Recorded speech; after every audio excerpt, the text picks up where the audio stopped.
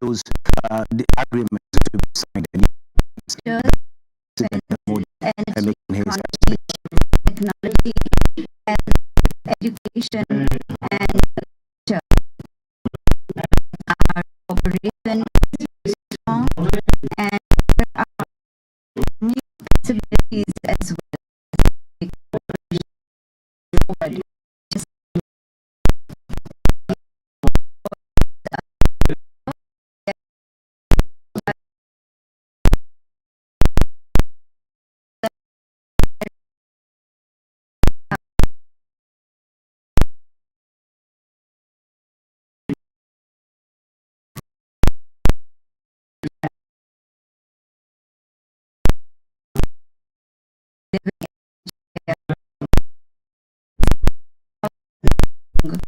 constitutes an important in our relations. And as a guardian, you are looking after them, and I would like to express my gratitude to you for that. I am confident that our discussions today will add a new chapter in our relations, and together we will also continue to highlight at a global level the global south, and thank you for joining efforts to achieve success. Excellency, I express my heartfelt gratitude to you for your decision for me, Nigeria's highest honor, not just for me, for billion Indians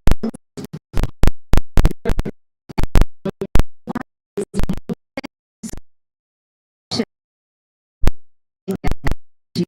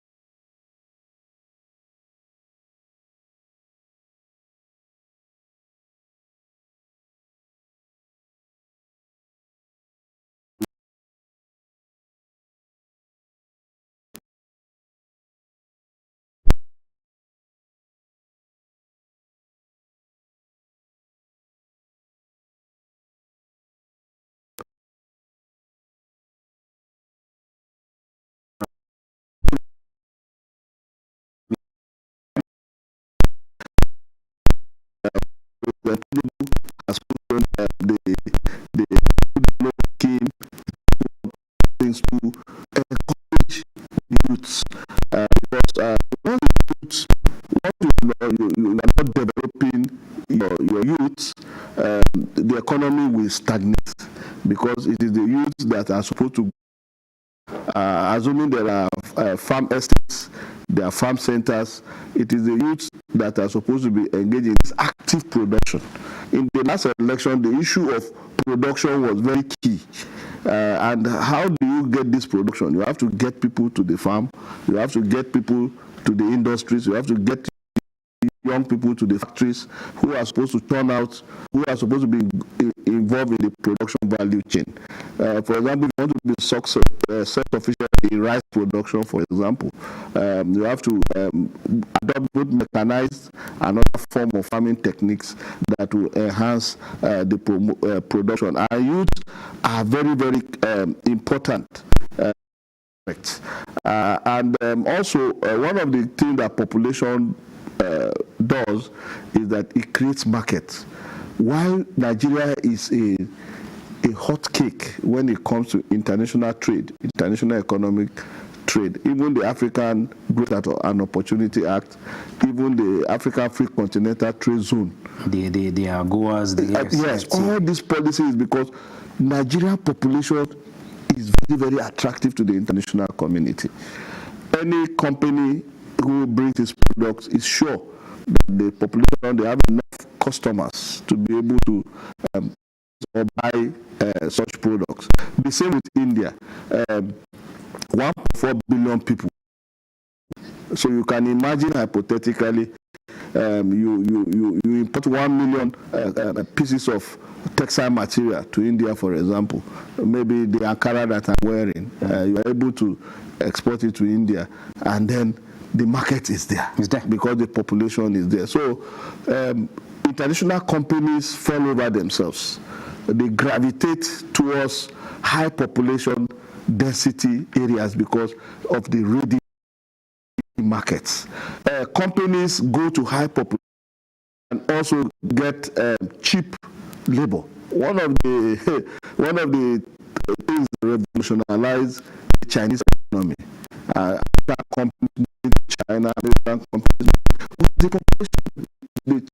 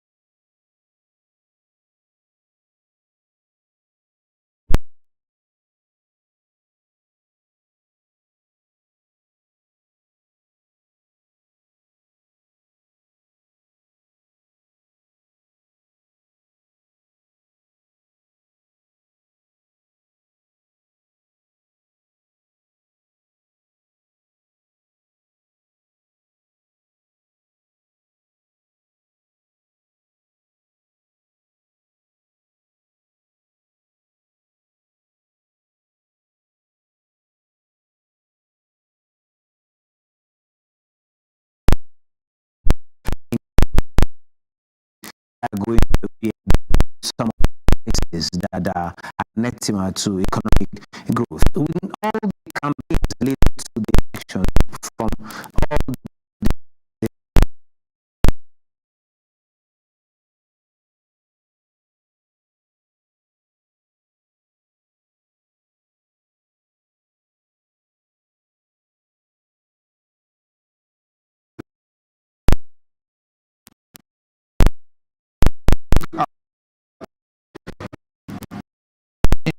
assessment in the election, one of the things we flagged was that very few political parties came forward with clear-cut programs and ideas in terms of how they engage the youth demographic within the state.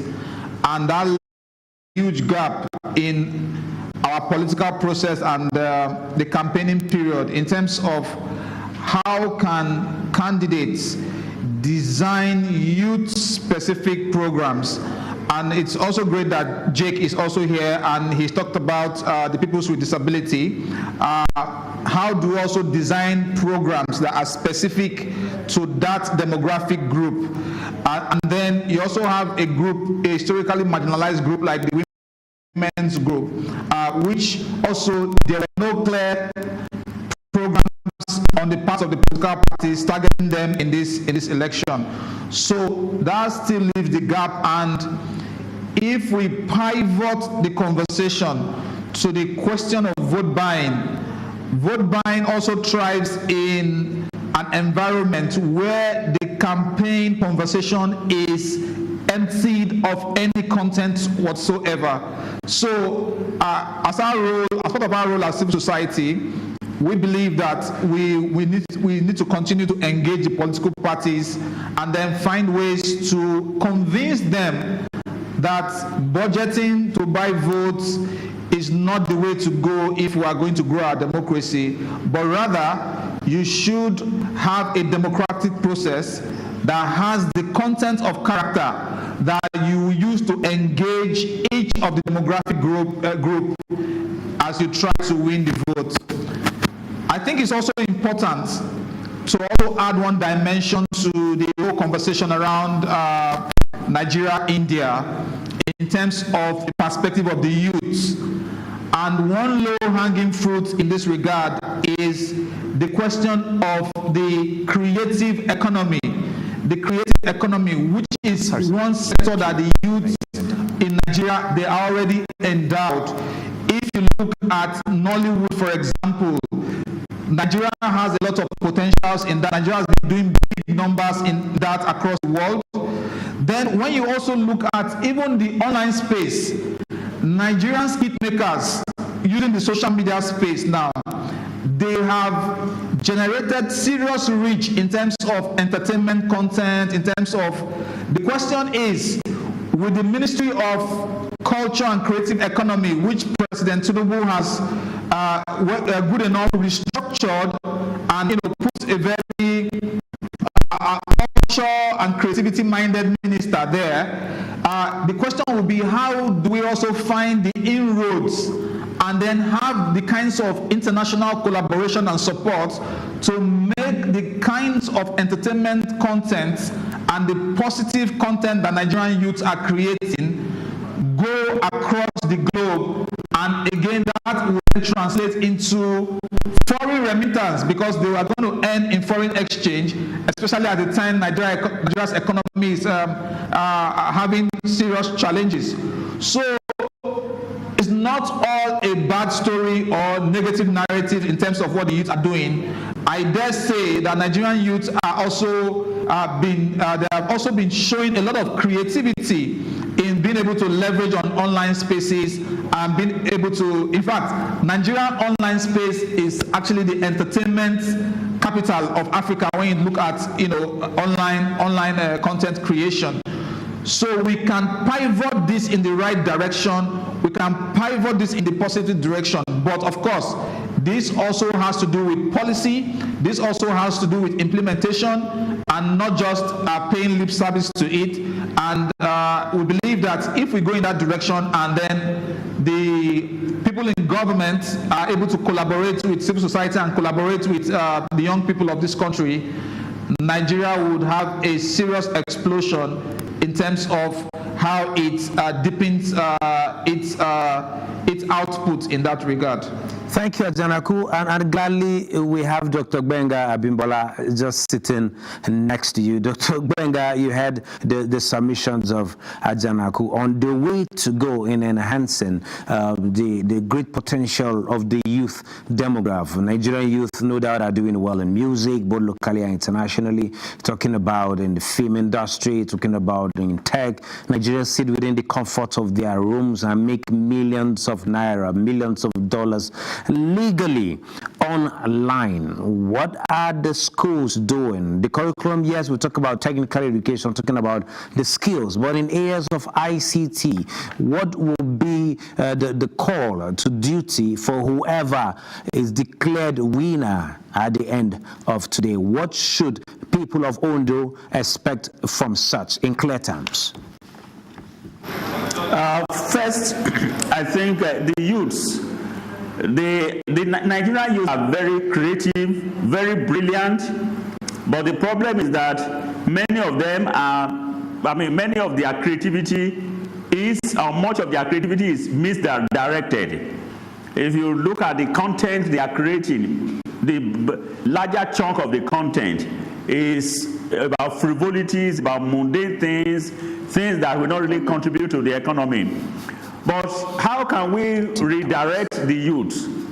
It starts from our educational centers.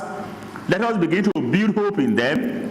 Let's begin to utilize their brain and let them know that it is not just passing the exams. In the university nowadays, the youth that we have now, they just want to read and pass exams. They are not interested in acquiring knowledge and skills. But we should de-emphasize these theoretical exams and go practical and begin to expand. The NUC is also trying its best, but the best is not yet enough. I don't see any reason why we should be so rigid. In some universities, even in my field, in mass communication, we are dealing with the media. If we are talking about radio production, television production as a course, I don't see any reason why the practical should not be 60% and the theoretical exam should be 40% or 30%. These are some of the things we can start doing to making sure that the youth who may not be so theoretically inclined, they also make their mark and they are successful, and we build confidence in them, even while in school. Sports is another angle by which we can really engage the youths. We have numerous sporting activities, but they are not yet being tapped.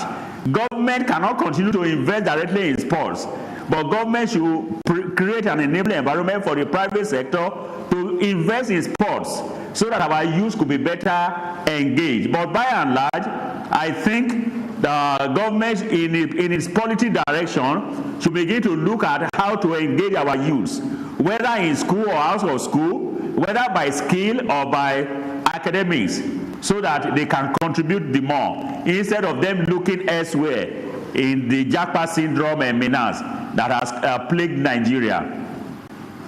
Thank you very much. Arms free, Dr. Gbenga at this point. Dr. Gbenga Abimbola, former HOD, Department of Mass Communication at Dekunle Ajasin University. Thank you for sharing your thoughts with us at this point in time. We're going to be giving you a little bit of a rest, as in no time we'll be joining the Coalition Center. But as you rest for now, we're going to reconnect much later to get more details from that end. Thank you.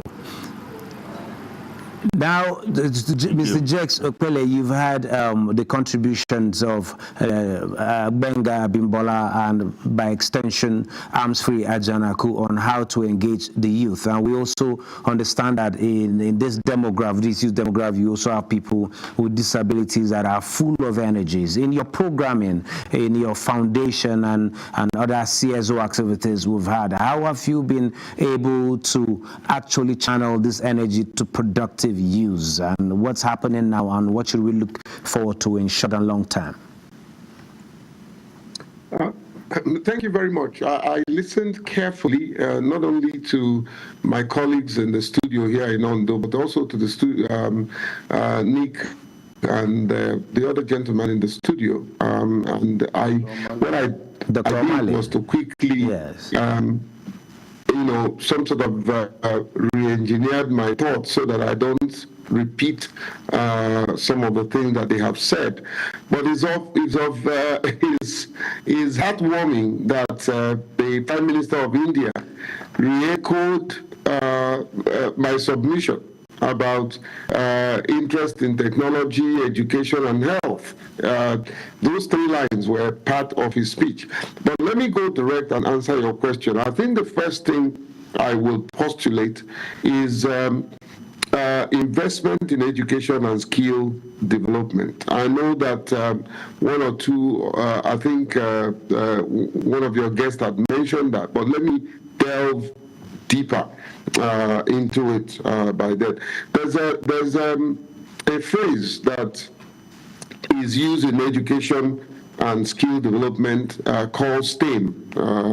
It's simply science, technology, engineering, and mathematics. I think we need to, that's one key area that the Indians have mastered, and they are like the leaders in this area in the world. We need to leverage on that and push our youth in that direction. If we increase our interest in STEM education, that will enhance access to science, technology, engineering, and mathematics education, creating a pipeline of tech-savvy youth. This is, you know, every young people you see in Nigeria, their hands are on their phone, whether they're in the restaurant, anywhere. Some of them are actually engaging and transacting. We need to see how we can take that energy, ramp it up, and make them more productive and resourceful, not only for themselves, but for the entire economy of the country. Vocational training is another area that we need to also pay attention.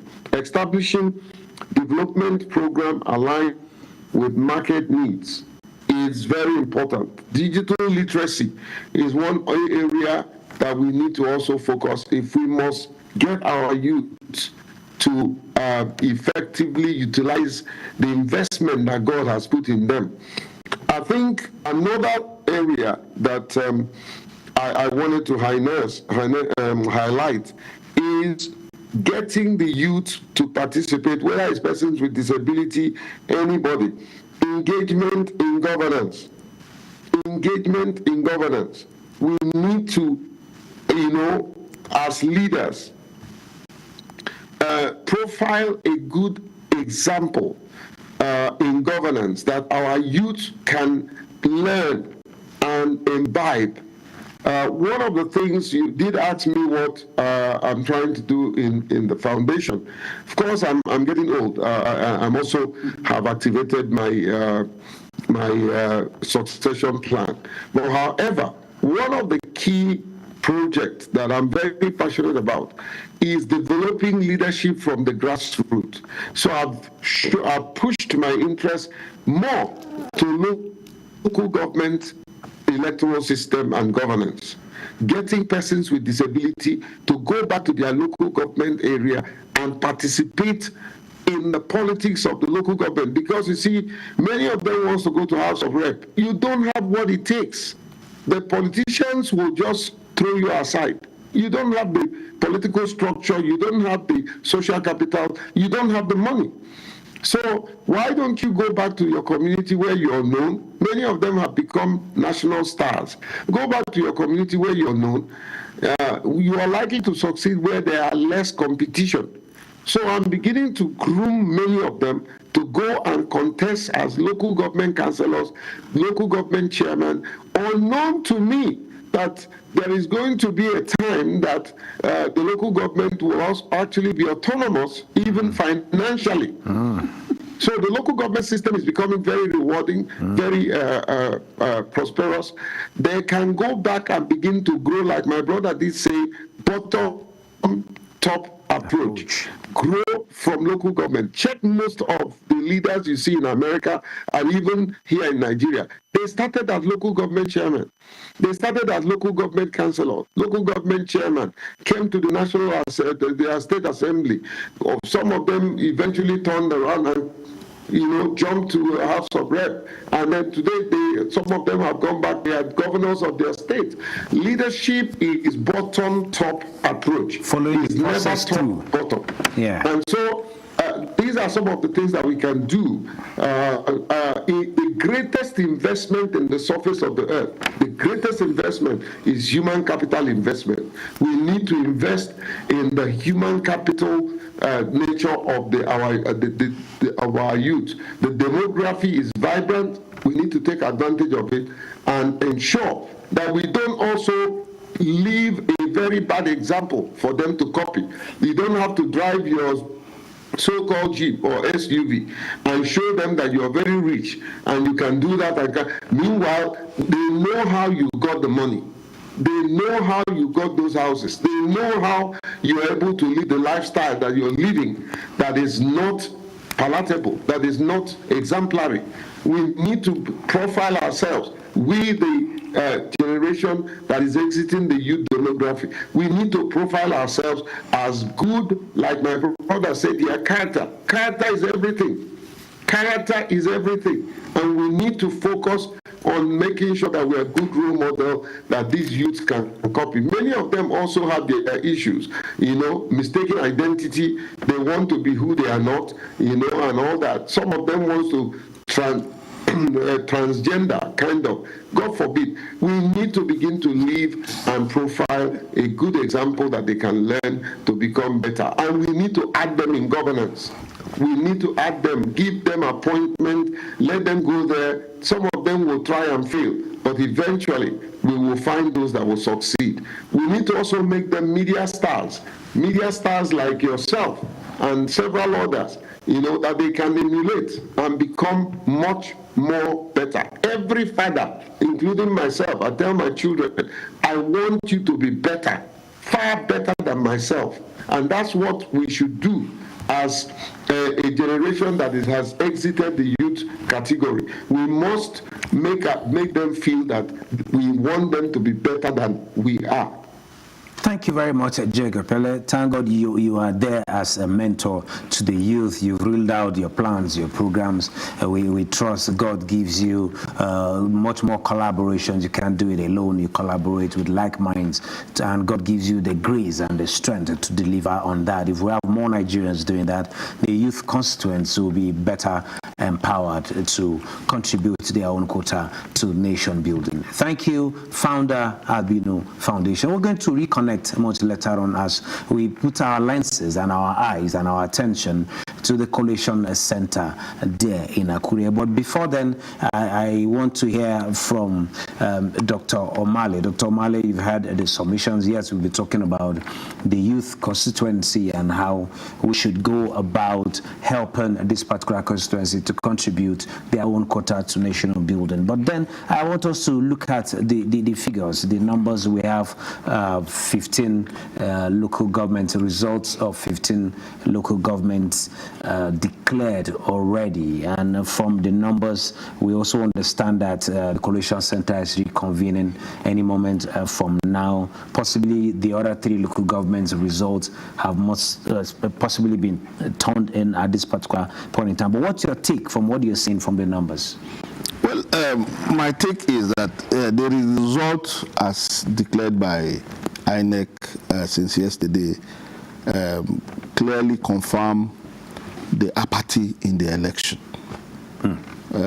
You could see from the result, if you take the one showing on your screen now, if you take Akoko North, for example, go to the screen to see what's or you take Irele, for example, you see that the total from the 3 major political parties, the total vote 17,000, 6,000, and then 15. It's less than 21 or 22,000. So for a whole local government of probably 150 or probably with a population of probably 200,000 people, you are just getting roughly 20-something thousand voters. So it really gives cause for worry. If you look at most of the local government results that have been released, it follows similar pattern, underscoring what many panelists here today have talked about, voter apathy or low voter turnout. Some of the reasons that could have, no single reason can be pinpointed to why the results are looking this way, why people have not participated.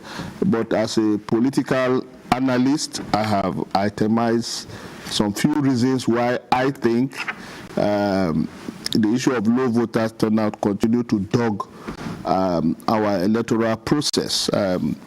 One of the key reasons, many people have mentioned it here, our young people, the laissez-faire attitude of our young people towards the electoral process.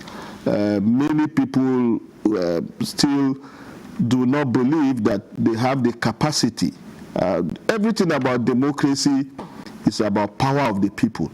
When the Greeks invented the concept of democracy, it was demos, which means the people, and kratos, which means power. So up till now, many of our youth, many of our rural populace still do not know that the actual power of leadership choice still resides in the people. If they know, or if they are adequately sensitized, or if they are, definitely they will come out and exercise their franchise. So the issue of voter participation, that is one. Secondly, I have also participated in a lot of elections. Issue of leaving your daily economic activity to go and perform your civic duty. It is still a problem in this part of the world. Even when public holidays are declared, even when movements are restricted, that is the time that some people want to go and wash their clothes, do their laundry. Such holidays are seen as, okay, it's a time for me to clean up my house. It's a time for me to go and do physical exercise. That's why you see some people playing football when voting. So serious issue like election. You know, people are not ready to leave. The market women will tell you that they cannot leave their shops to go and cast their vote. How much are they going to give me that I'm supposed to be doing my businesses? So that is another reason. The third factor that I have identified is the political parties are not doing adequate mobilization. Elections are very less competitive in this part of the world. We saw the frenzy in the American election. We saw it was a world event. It was everybody, even children, they were all worried. That type of mass interest in our elections is still very, very much lacking. One of the reasons that may be responsible for that is the shoddy preparation by our political parties. Okay? If they have allowed the processes and let communities determine who, or they let the party determine who is going to be their flag bearer, probably there will be more interest. But you see, the apathy starts from the primaries of the political party. They look at the candidate, oh, this candidate is being brought up because he's close to one godfather or the other. So it is done. We are wasting our time.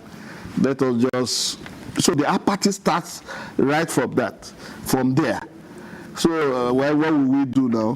They are the ones in charge, so they put the person they want there. So if we must solve this issue of apathy as we are seeing the result, then the processes, the democratic process from the primary elections, the nomination process, and which will bring out candidates that people will be charged. Candidates that people will say, no, this person has the wherewithal to contest the election. This person. So that is one of the key reasons why most of our electors. Then the unfriendliness of the voting process. How do you mean? Yes, you see, the voting process has to be user-friendly. A situation whereby people go and queue in the hot sun for hours in the process of exercising their franchise. That will dissuade a lot of people. So what's your suggestion that as a way to go? More like, so closing remarks as we'll soon join the studios. So there are lots of reasons why these apathies are happening, and we can go on and on and on and on. Natural causes, Artificial costs. When there are Deliberate costs. when there are rainfall, people will tell when there's too much sun, people hunger, all these are natural costs. Thank you very much, Doctor.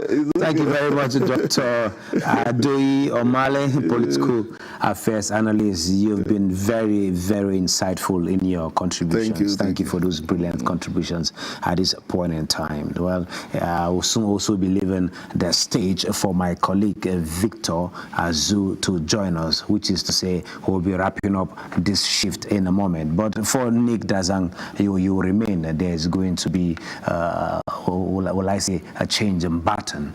We will continue with the ride as we join the studios in a moment. Thank you, Dr. Omale. Thank you. Okay. Great. It's been a worthwhile moment here from the morning hours to this time.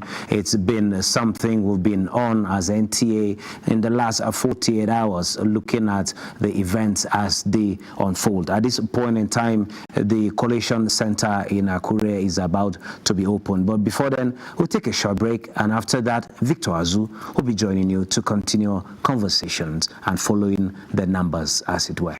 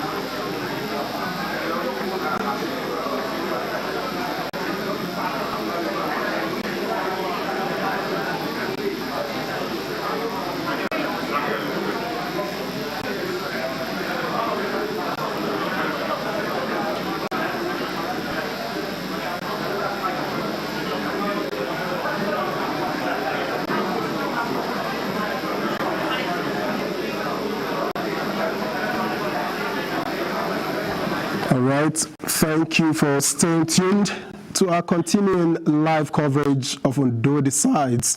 And if you've just joined us, welcome. And many thanks to Benny Adams for holding it down with his guests in the last session. And I am Victor Azu. It's a critical moment in the electoral process as we await the final set of results from the remaining local government areas. And any moment now, the declaration of the winner is expected, bringing an intense and closely contested election to its climax. And over the past hours, the mix of jubilation, apprehension, and speculation have been palpable. And to move things forward, we'll be analyzing the implications of the results, the conduct of the election, and what the outcome means for the people of Ondo State. And so joining me in the studio are our esteemed analysts. Jide Ojo is a public affairs analyst. He joins me from that far end. It's a pleasure to welcome you. Yeah, thank you, Victor. Happy Sunday. All right. And of course, Nick Dazang was with Benny Adams and is staying back with us. Nick Dazang is former Director of Voter Education and Publicity at the Independent National Electoral Commission, INEC. A pleasure to welcome you back. It's my pleasure. Thank you. To the session. And of course, we have Dr. Aminu Hayatu of the Center for Democratic Research, Development and Training, SADAT. Thank you for coming. Thank you very much. Thank you for having me. And together we will provide in-depth insights as the stories unfold. Of course, we're keeping an eye on what happens with the visit of the Indian Prime Minister Narendra Modi to Nigeria. And that's just as Coalition Center in Ondo State is getting set for the last lap, I believe, of this election. Now let's take a look at what we have. Of course, Nick Dazang and the others with Benny had talked at length about the results and all that has gone down with the election. So while I give you a breather because it's been there, let me get to Jide Ojo. What's your assessment? 15 local governments already declared out of 18. Incidentally, the results weren't coming in so thick and fast during the Ondo State governorship election. It's the same 18 local governments, both have a lot in common. So what's your assessment? What do you think has changed in this particular election, Jide Ojo? Thank you, Victor. And a lot has changed. As we said there yesterday evening, significant improvement has been made by INEC. Some of us in civil society actually bluntly criticized INEC during our last quarterly civil society meeting with the Commission on the 31st of October. I happen to have spoken on behalf of CSOs after the chairman's opening remarks.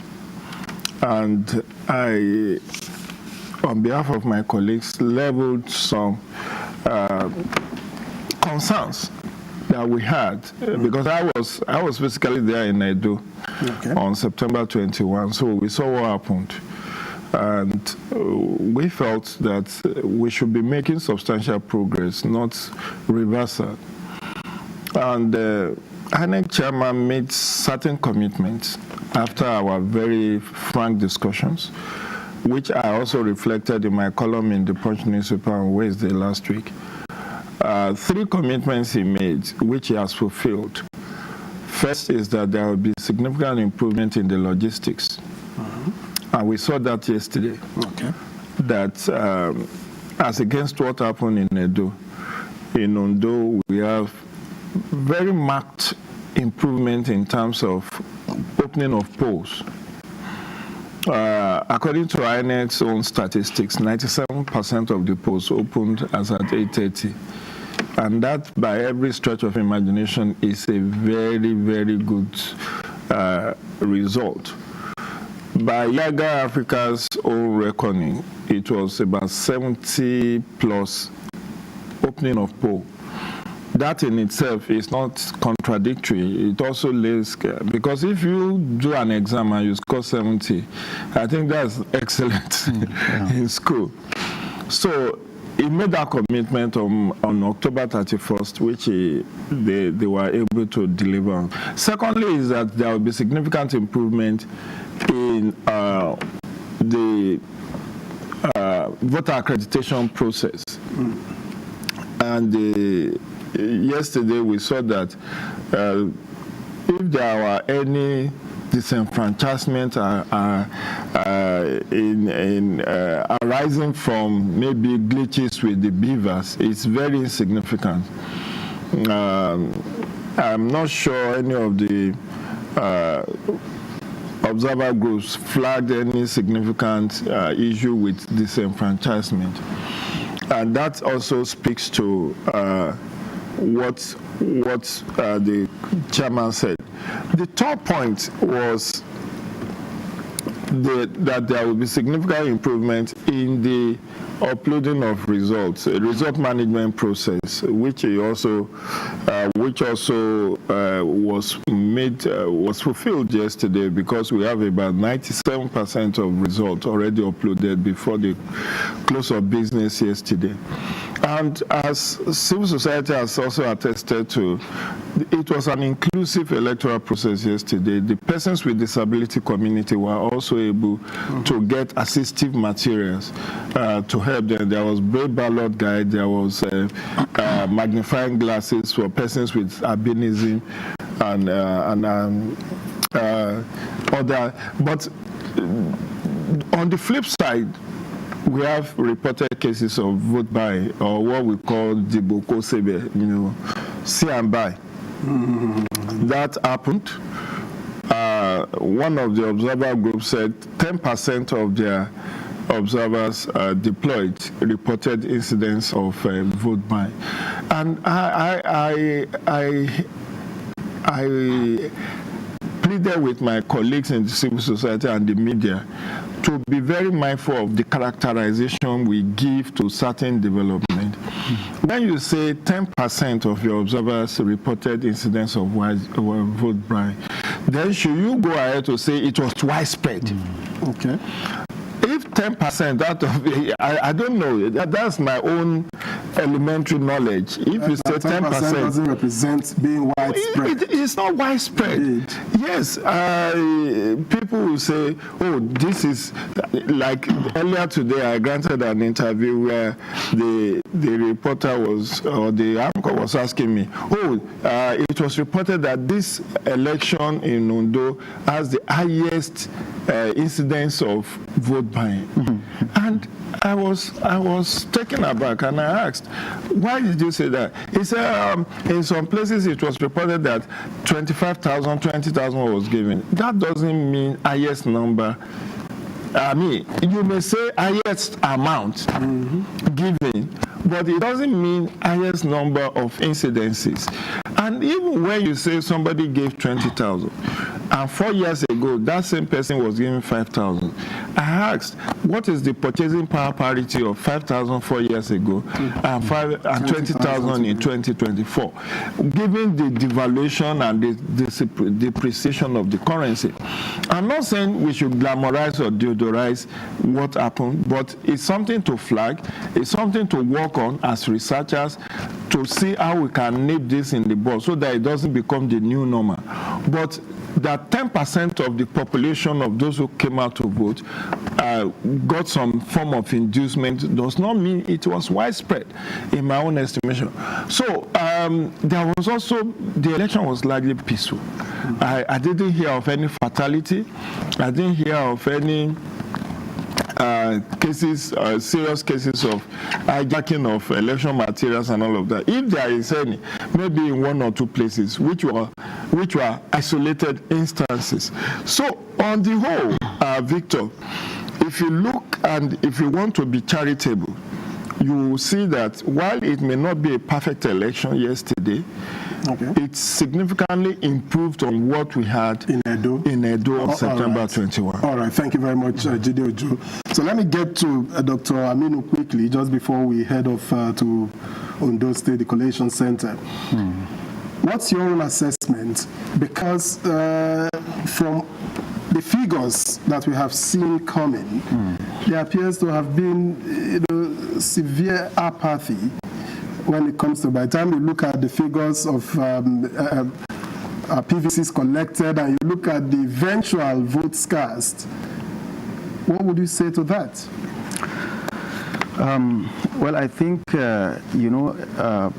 it's known by everyone, election is a process, and it doesn't just, it is not to be taken from the point where, registered voters are seen and PVCs collected, or when votes are cast, and so on and so forth. It should be traced right from the root if we want to get an in-depth understanding of what might have resulted in certain things that we see, unfolding in the process. And one of which is that the indication that there is massive voter registration is against, voting. Show that in between the two space, in that space, there is something that might have gone wrong. But we can look at it from the different activities by the players in the electoral process. We can look at the INEC itself. We can also look at the role of the politicians and even the character of the voters and their understanding of what the process entails. Normally, when in an electoral process, voter apathy is perceived to have taken place, probably it is a question of confidence of the voters in the electoral process. And I think that some analysts have said that in Nigeria, our elections are sometimes one step forward, two steps backward. Today, we will get it right in a state. We just came out of some off-cycle elections in some states, which have set some kind of precedence on what voters might suspect will happen in the subsequent ones that are coming. If we have seen in some off-cycle elections... Dr. Aminu, I'm afraid I have to put you on hold because we are beginning to see pictures from the Collation Center in Ondo so that we don't miss out on developments right there. So let's head to the Collation Center in Akure, Ondo State for continuation of the announcement of the results. 19, Party A, 19. Party AA, 08. Party AA, 08. Party AAC, 29. Party AAC, 29. Party ABC, 392. Party ABC, 392. Party ADP, 136. Party ADP, 136. Party APC, 26683. Party APC, 26683. Party APGA, 76. Party APGA, 76. Party APM, 22. Party APM, 22. Party APP, 04. Party APP, 04. Party LP, 34. Party LP, 34. Party NNPP, 19. Party NNPP, 19. Party NRN, 62. Party NRN, 62. Party PDP, 9.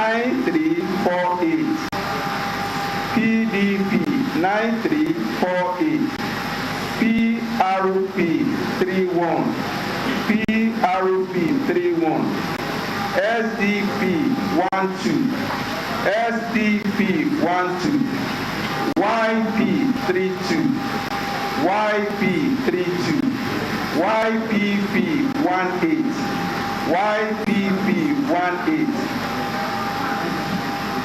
ZLP 70, ZLP 70. Then total valid votes 36995, 36995. Rejected votes 1166, 1166.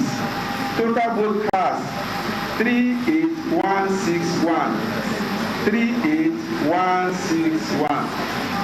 Thank you, sir. Thank you. Any cancellation? No cancellation, sir. No cancellation. Party agent, please. Party agent. Party agent. Okay, please can you tell me what to present your report?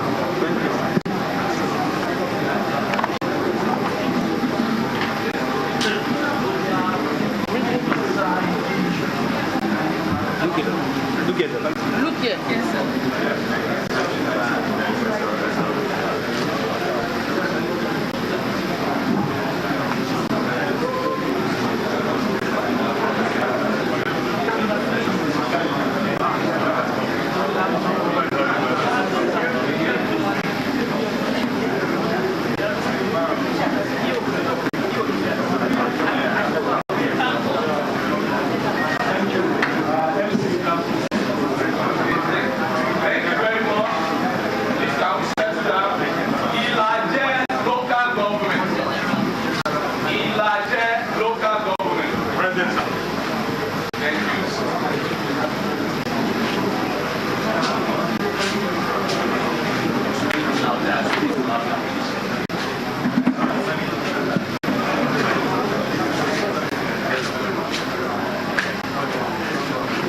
Good afternoon, the chairman,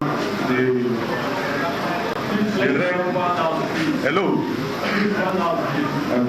Good afternoon, the chairman and the resident commissioner, all the protocols observed. My name is Professor Emmanuel Nonoja for Elijah Local Government Police Officer. Good afternoon, everybody. My name is Okene Ibayo Fatai, the electoral officer in Nigeria Local Government. Thank you so much. The number of registered voters for that local government is hello. The number of registered voters 146, 146, 146, 146. The number of accredited voters 29131, 29131. Now vote for each of the parties. Party A 9, Party A 9, Party AA 2, Party AA 2, Party AAC 10, Party AAC 1010, Party ADC 107, Party ADC 107, Party ADP 52, Party ADP 52, Party ABC 24474, Party ABC 24474, ABGA 21, ABGA 21, Party APN 7, Party APN 7, Party APP 5, Part APP 5. Part LP 176. Part LP 176. Part NNPP 87. Part NNPP 87. 87. Part NRM 3. Part NRM 3. Part PDP 36232. 3632. 3632.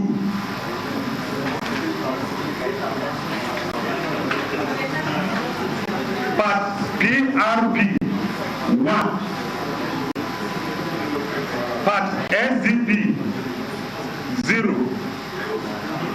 Part SDP 0. Part YP 1. Part YP 1. Part YPP 1. Part YPP 1. Part ZLP 4. Part ZLP 4. Total valid vote. Total valid vote 28592. 28592. Rejected votes 293. Rejected votes 293. Total valid votes 28885. Total valid vote.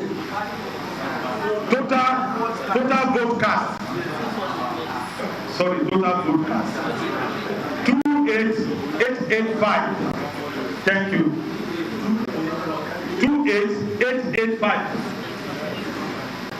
28885.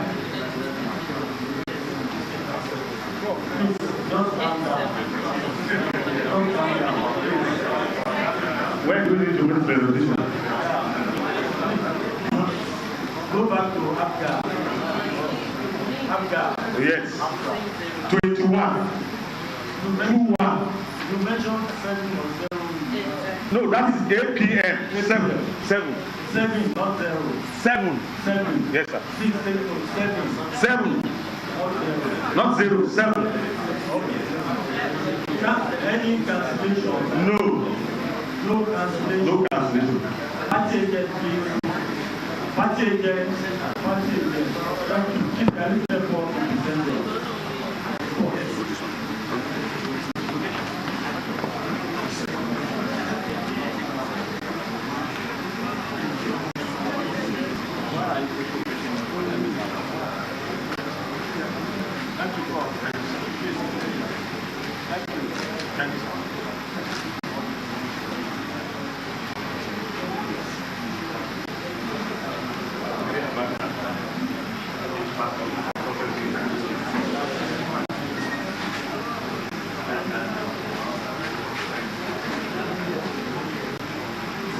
Thank you. MC, the last. Yeah, the last local government, and that is Ondo, local government. Ondo, local government.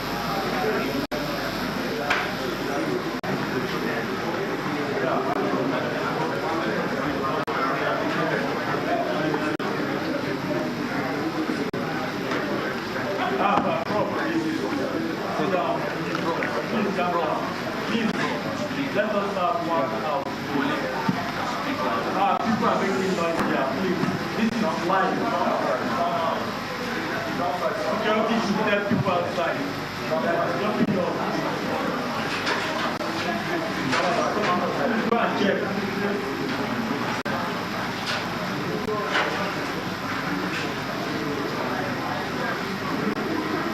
This is live.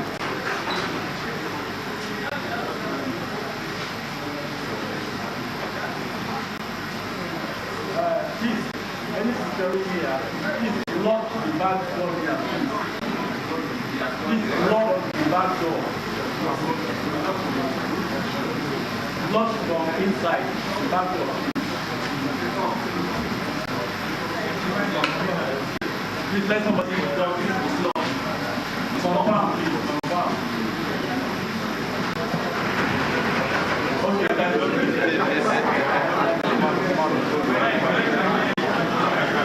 Okay, thank you. So please calm down and give your report.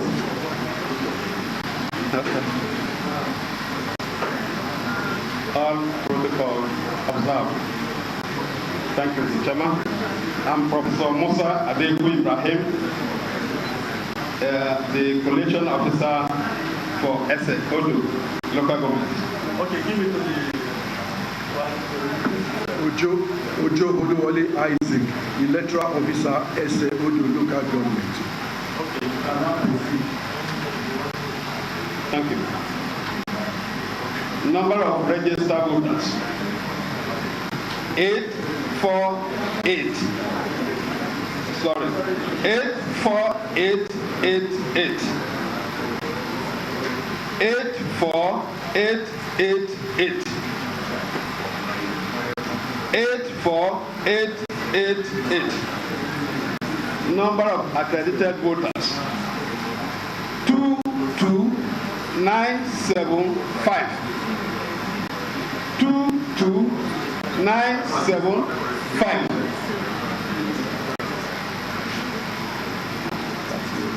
Party result. Party A 2. AA 1. AAC 3.